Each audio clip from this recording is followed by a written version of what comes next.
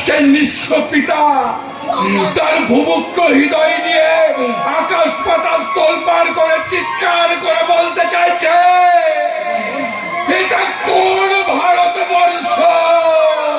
এই যে এক বিচিত্র ভারতবর্ষ গো। এখানে রবীন্দ্রনাথ, কাজী নজরুল ইসলাম, বিবেকানন্দের মতো মহাপুরুষ নেই।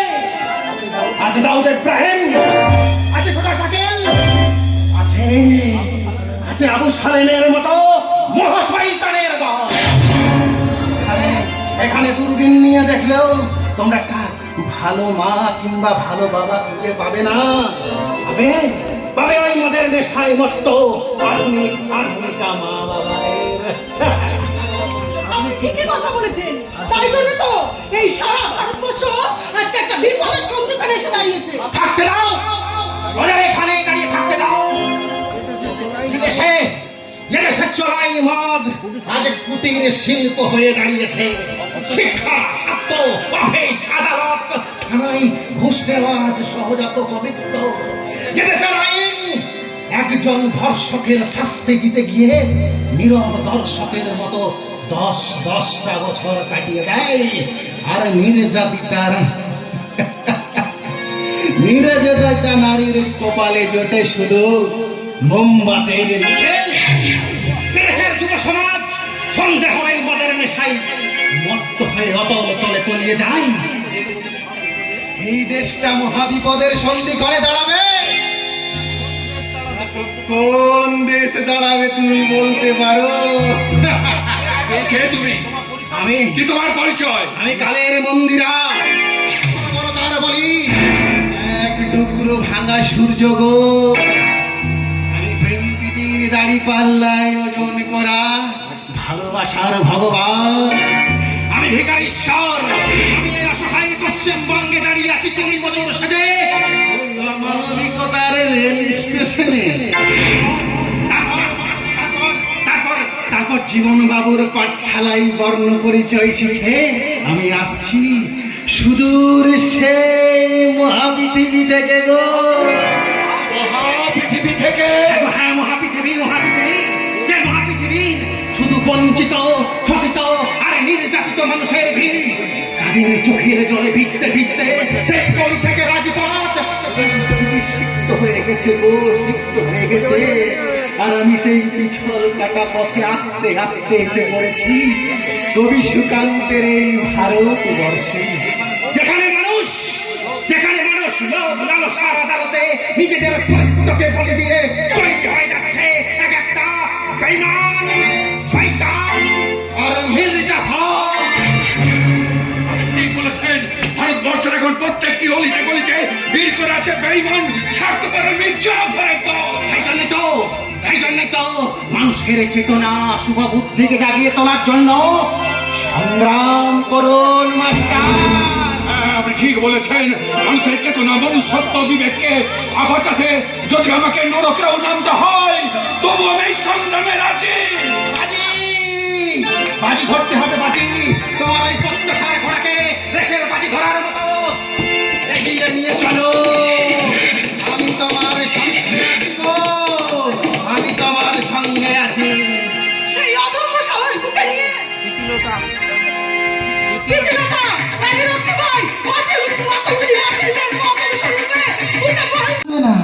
ওগো, ওই সূর্যকে কখনো কেউ কি গ্রাস করতে পারে নাকি? পারে না। ওই অশুভ কালো মেঘ শুধু সূর্যকে কিছুক্ষণের জন্য ঢেকে দিতে পারে, গ্রাস করতে পারে না গো, গ্রাস করতে পারে না।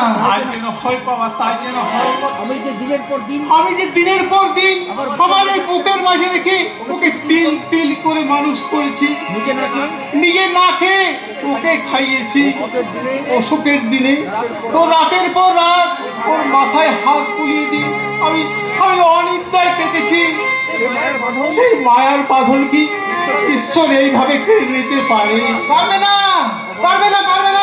আমি বলছি তো, তুমি দেখে নিও তোমার এই কোকিল ছানা আবার তোমার কাছে ফিরে আসবে গো।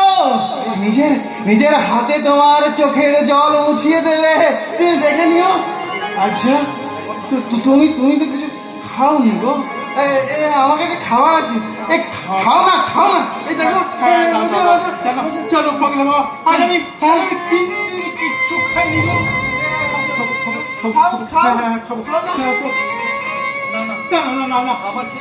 আমার খিদে নেই গো, আমার খিদে নেই।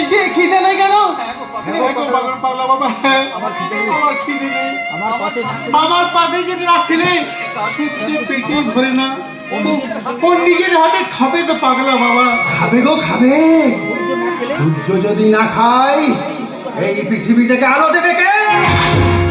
আর আর সূর্য যদি আলো দিতে ভুলে যায় তখন ওই তারা গ্রহ নক্ষত্রগুলো সব পাগলের মতো ছোটাছুটি করবে। আর তখনই তো নেমে আসবে এই পৃথিবীতে মহাপ্রলয়।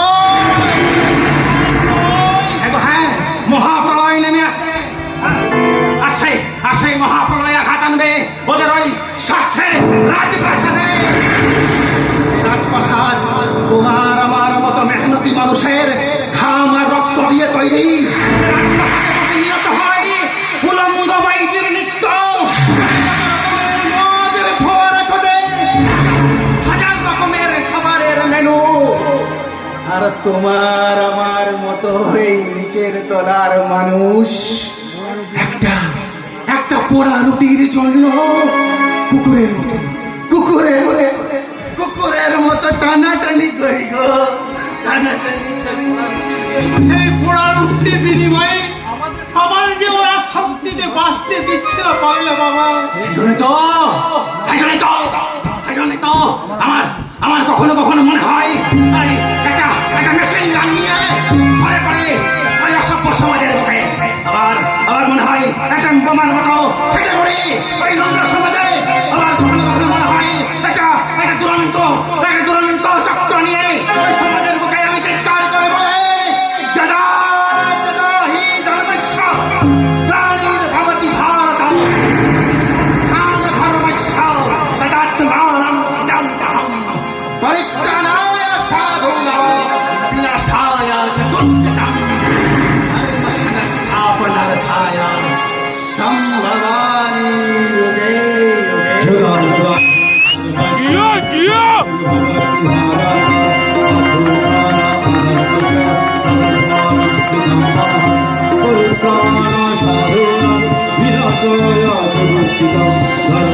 গ্রামে যারা সন্ত্রাস করেছে তাদের উপর ঝাঁপিয়ে পড়ে মাস্টারকে অ্যারেস্ট করে লোক আপে ভরবে। অ্যারেস্ট করেন? আর কাকে অ্যারেস্ট করবেন আপনারা? আপনারা তো সারা দেশটাকে অ্যারেস্ট করে বসে আছেন। দেশের সততাকে দুর্নীতির কালোবাজারে বিক্রি করে দিয়েছেন আপনারা। দেশের সভ্যতাকে গলা টিপে খুন করেছেন আপনারা। আর দেশের ওই পার্লামেন্টে জমা হয়েছে তোমাদের হাতের তৈরি কিছু নেকি নেতা মন্ত্রী।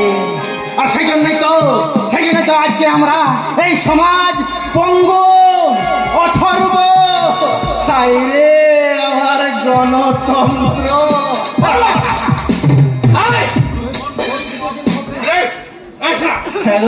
তুই কংগ্রেসের ভাগ করে বিশাল ভূখণ্ড থাকতে আমাদের টেলাই কেন? দেখতে এলাম দুঃশাসনের রাজসভায় ওদের বধ করার কোন চক্রান্ত চলছে। আর শকুনি মামা আছে তো। শকুনি মামা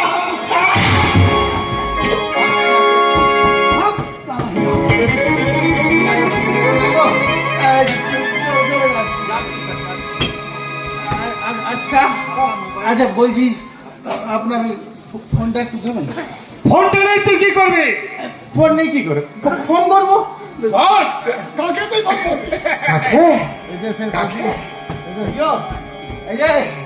ওই তথাকথিত বুদ্ধিজীবী গুলোকে গো, এদেশের কবি সাহিত্যিক গুলোকে বলবো কি লিখছো তোমরা? কি লিখছো? শুধু প্রেমের কাহিনী আর শেক্সপিয়ার মনে গল্প? বন্ধ করো লেখা।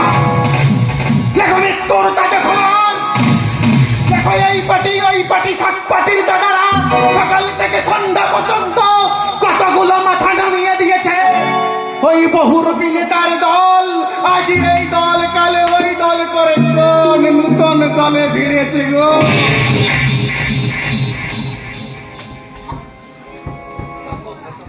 তা কোথাও তুই মন্দ বলছিলি? যত দল সরকারে ততক্ষণ দলবল, আর সেই দলবল সরকারের মাথায় পা দিয়ে আমরা পৌঁছে দেব সৌভাগ্য রাশি করে। সাবধান! নেতাজি সুভাষ, ক্ষুদিরাম, বিনয় বাদল, দীনেশের রক্ত বীজেরা এখনো বিলুপ্ত হয়নি। আর সেই জন্যই তো শিক্ষার কলম হাতে নিয়ে হাজার হাজার মানুষকে পাশে নিয়ে বিদ্রোহ ঘোষণা করেছে তোমাদের উপর আমাদের গ্রাম বাংলার মাটির শিক্ষক স্বদেশ মাস্টার।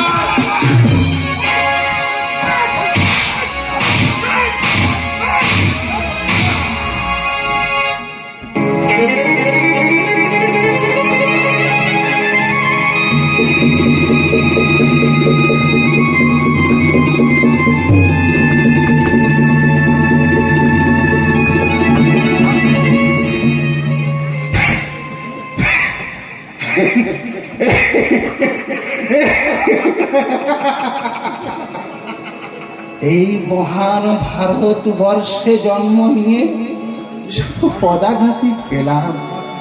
সত্যি সে লুকাস, কি বিচিত্র এই ভারতবর্ষ। সেলাম তোমায়, সেলাম। প্রার্থনা করো, প্রার্থনা করো, যারা কে খাই 133 কোটি মুখের ঘাস যেন আমার রক্তে, যেন আমার বুকের রক্তে লেখা হয় তোদের সর্বনাশ। প্রিয়ারে আমার কেড়েছিস তোরা, ভেঙেছিস ঘর বাড়ি, জীবনে মরণে আমি কি কখনো তোদের ভুলতে পারি? মানবিকতার আমি যদি কেউ হয়, স্বজন হারানো নেই শ্মশানে, চিতা তোদের তুলবই, চিতা তোদের তুলবই, চিতা তোদের তুলব।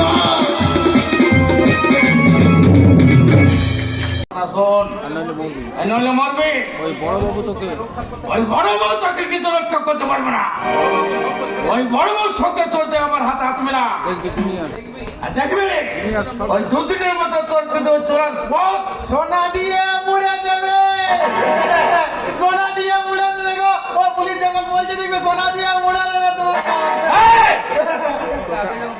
সারা তখন তো আগে যেন কোনো কোথা দেখেছি। আরে ওই তো ওই 7 সাগর আর 13 নদী পারে রাবণের দরবারে। ভুলে গেছো, ভুলে গেছো তুমি ভুলে গেছো?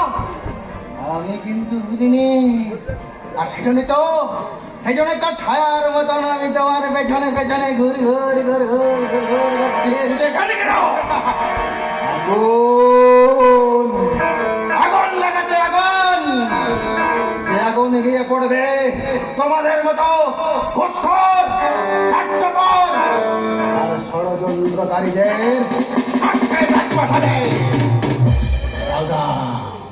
দাও দাও করে জ্বলবে আগুন, আরে আগুনে ঝাড়খার হয়ে যাবে তোমাদের পাপের কেল্লা।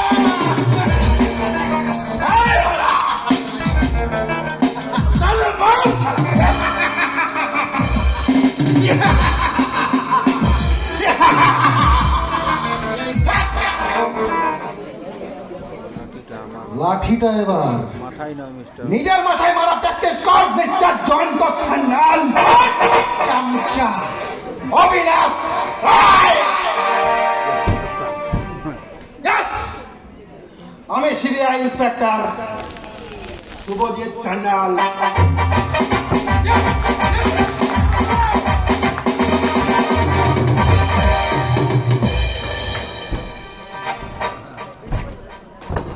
এবার বলতো যন্ত্র নিরাজ কোথায়? আমি জানি না স্যার। জানো না? তুমি জানো না? তুমি কিচ্ছু জানো না? শালা ঘুষ খেয়ে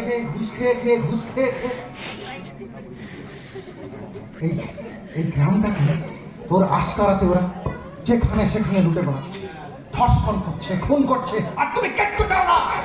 না, কত টাকা নিয়ে পারবে পারবে সেই টাকার বিনিময়ে, সেই টাকার বিনিময়ে ওনা তার মাস্টার মশাই জীবনটা বিলিয়ে দিতে হয়। পারবে পারবে সেই টাকার বিনিময়ে দুর্গার মতো মেয়ের কলঙ্কের কালি মুছে দিতে হয়। বল যেন, বল, বল, বল, বল। আমি অন্যায় করেছি স্যার, আমি অন্যায় করছি স্যার। এবার মতো আমাকে না, ক্ষমা, ক্ষমা, তোর মতো পুলিশ অফিসারকে ক্ষমা, ক্ষমা, তোর মতো ঘুষখোর পুলিশ অফিসারকে একটা দৃষ্টান্তমূলক শাস্তি হওয়া প্রয়োজন। বলো বাবু। Yes sir. একে অ্যারেস্ট করে লোকাপে পুরো দিন, একে যাবজ্জীবন জেলে পৌঁছার সব ব্যবস্থা আমি করবো।